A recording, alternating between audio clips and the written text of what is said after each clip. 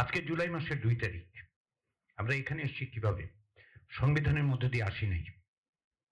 এই সংবিধানে আছে বলে এটা মানে সমুন্নত রাখতে হবে, আমাদের মনে হয় এই মানসিকতা থেকে বেরোতে হবে। আমরা অনেক কিছু আলোচনা করেছি গত কয়েকদিন যেগুলো সংবিধানে নেই।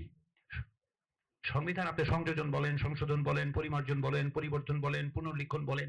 সেই কারণে আমরা এখানে এসেছি। আমরা এখানে বসে সংবিধান সংশোধন করছি না। আমরা সমস্ত রাজনৈতিক দলগুলো একত্রিত হয়েছি এই রক্তের উপর পাড়া দিয়ে এখানে এসে যাতে রাষ্ট্রের যে সংস্কার করা দরকার তার জন্য প্রয়োজনীয় সংবিধান, আইন, প্রবিধান, প্রজ্ঞাপন যেগুলি আছে সেগুলি প্রয়োজনীয় পরিবর্তনের পরামর্শ দেওয়ার জন্য, পরিকল্পনা করার জন্য, পথরেখা তৈরি করার জন্য। আদারওয়াইজ এখানে আপনারা যা বলে আসছেন আদালতের হিসাবটা বাদে সাতের ক এবং সাতের খ ভায়োলেট করিনি আমরা। গত বছর জুলাই মাসে যখন রাজপথে আন্দোলন হয়েছে সংবিধানকে ভায়োলেট করে হয় নাই? সাতের কর ক্লিয়ার ভায়োলেশন দিয়ে হয়েছে। ফলে সংবিধানে আছে, এটাই চূড়ান্ত কথা।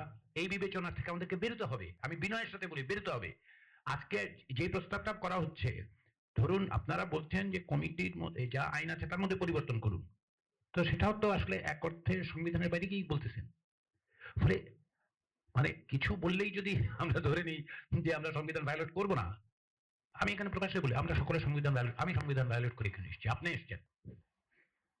এবং এই সংবিধান এই তথাকথিত স্বাধীন প্রতিষ্ঠান তিনটা ভয়াবহ জিনিস উপহার দিয়েছে এই জাতিকে, যার পরিণতিতে আজকে দেখুন সরকারের পক্ষ থেকে তদন্তের কথা বলা হয়েছে, বাংলাদেশ জাতীয়তাবাদী দলের পক্ষ থেকে মামলা করা হয়েছে, ৩ জন প্রধান নির্বাচন কমিশনার আটক হয়েছেন।